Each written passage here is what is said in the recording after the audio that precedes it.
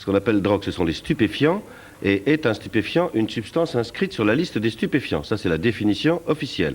Donc, il n'y a pas de définition, et c'est pour ça qu'on a pu faire rentrer certaines substances comme le cannabis, et pas d'autres comme le tabac ou l'alcool, parce qu'il n'y a pas de définition, donc c'est un arbitraire qui règne sur la notion de drogue légale ou illégale. On peut endormir, et que ça remplacerait avantageusement, et c'est pour ça qu'il y a aussi des obstacles à sa légalisation, les médicaments, Temesta, Seresta, benzodiazépines, anxiolytiques, un petit joint le soir avant de s'endormir, c'est sans doute moins nocif pour la santé, et ça a moins d'effets secondaires le lendemain matin que des tranquillisants. Donc, vous voyez, les applications thérapeutiques du cannabis sont quand même beaucoup plus riches qu'on croit. The Lancet, une étude britannique qui est parue qui disait 3 à joints, c'est l'automne. aussi dangereux pour le cancer du poumon que 20 cigarettes. Ben non, ça n'est pas vrai.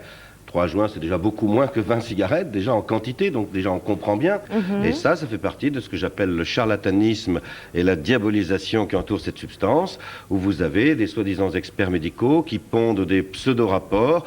On s'est aperçu que c'était 2 études de 87 qui ne disaient absolument pas ça. Par contre, si on fume 40 joints par jour, comme 40 cigarettes de celui qui fume 2 paquets, là oui, on risquera un cancer du poumon, certainement. On a l'impression qu'on a aucune preuve pour l'instant, comme on peut en avoir pour le tabac par exemple. Pour avoir une atteinte sur les poumons, c'est-à-dire pour que quelqu'un fasse un cancer du poumon, un cancer bronchique 15 ou 20 ans après avoir fumé régulièrement du cannabis, il faudrait qu'il fume à peu près de l'ordre de 5-6 joints par jour pendant 10-15 ans.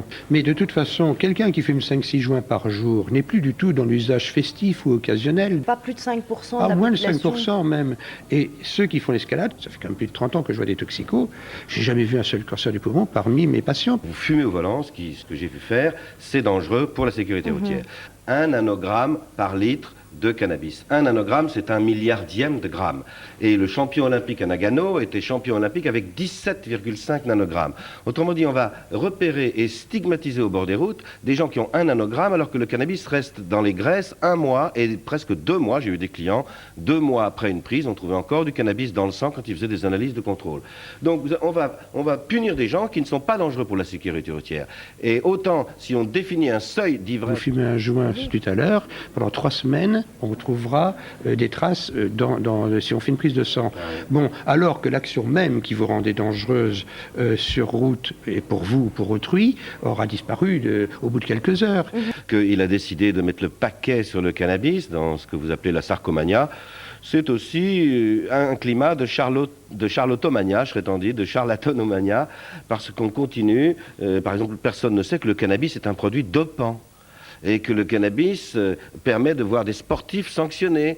Et Lama, Barthès, et le dernier champion du monde de Formule 3000, a perdu sa médaille parce qu'il a été détecté positif au cannabis au Grand Prix de Tchéquie. Et il a perdu sa médaille parce que le cannabis améliorait ses capacités de conduire une auto. Alors on est en pleine aberrance. D'un côté, on supprime la médaille de celui, Thomas Inge, parce qu'il a fumé du cannabis, parce qu'il aurait ainsi amélioré ses capacités sportives de conduire une voiture, et de l'autre côté, on diabolise à partir d'un nanogramme. Donc je dis maintenant, ce n'est plus sérieux, ce n'est plus raisonnable. Comme vous dites, le cannabis est un prétexte, et je suis d'accord avec le retour de l'ordre moral que signalait le docteur Curtet. On le sent quand même.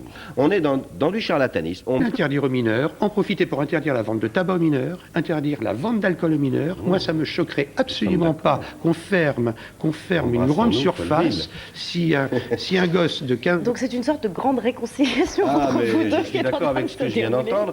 Moi, j'ai toujours défendu l'interdiction de vente aux mineurs. J'ai toujours défendu l'interdiction d'utiliser en public des stupéfiants, quels qu'ils soient, et le cannabis. J'ai toujours défendu la pénalisation de la conduite en état d'ivresse, et j'ai défendu la pénalisation de la contrebande. Donc moi, je conserve un droit pénal. Je ne suis pas pour la dépénalisation, je suis évidemment pour la légalisation. Parce que quand on légalise, on peut faire beaucoup de choses. D'abord, on peut informer les consommateurs sur les dangers du produit avec une notice d'emploi. C'est pas censé être vendu aux mineurs. Ensuite, on peut taxer, on peut financer une aide à la désintoxication de ceux qui, justement, fument 10 joints par jour. On peut créer des emplois, et on peut lutter contre la racaille des banlieues, ces zones de non-droit où se vend du cannabis aujourd'hui avec je l'ai vu dans des affaires, des chiens, bientôt des armes. Je pense qu'avec l'optique de Sarkozy de guerre à la drogue, il va bientôt y avoir des policiers qui vont mourir pour quelques centaines quelques centaines de grammes de shit dans les banlieues, parce que on va tirer un jour La pour défendre son business. C'est un désinhibiteur, ça lève vos inhibitions, qui est du plaisir, d'autres que ça endort, c'est assez variable. C'est pas un produit qui donne des effets mirobolants non plus. Régulièrement qui s'arrête brutalement de prendre du cannabis n'aura aucun symptôme physique. Dans une société démocratique, il y en a qui trouvent du plaisir à fumer du cannabis en écoutant de la musique. Moi, je trouve qu'il faut être tolérant dès lors qu'on ne nuit pas au tiers.